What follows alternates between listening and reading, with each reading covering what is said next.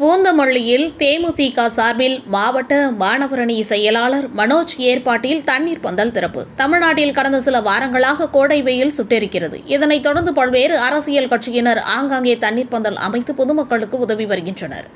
இந்த நிலையில் கோடை வெயிலில் பொதுமக்களுக்கு நீர்மூர் பந்தல் அமைத்து உதவ வேண்டும் என்று தேமுதிக பொதுச் செயலாளர் பிரேமலதா விஜயகாந்த் அக்கட்சியினருக்கு அறிவுறுத்தலின்படி தமிழகம் முழுவதும் தேமுதிகவினர் பல்வேறு இடங்களில் தண்ணீர் பந்தல் திறந்து பொதுமக்களுக்கு உதவி செய்து வருகின்றனர். அதன் தொடர்ச்சியாக பூந்தமல்லி நகர தேமுதிக சார்பில் மாவட்ட மாணவரணி செயலாளர் மனோஜ் ஏற்பாட்டில் பூந்தமல்லி பேருந்து நிலையத்தில் நீர்மோர் பந்தல் அமைத்து அதன் திறப்பு விழா நடைபெற்றது.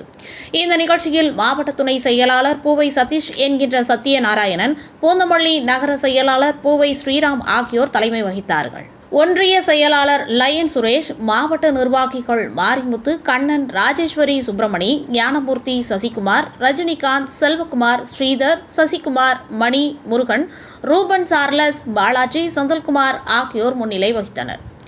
இந்த நிகழ்ச்சியில் திருவள்ளூர் மேற்கு மாவட்ட செயலாளர் டி கிருஷ்ணமூர்த்தி, மாவட்ட அவைத்தலைவர் ஆயில் சரவணன், மாவட்ட பொருளாளர் லயன் சேகர் ஆகியோர் சிறப்பு அழைப்பாளராக கலந்து கொண்டு தண்ணீர் பந்தலை திறந்து வைத்தனர்.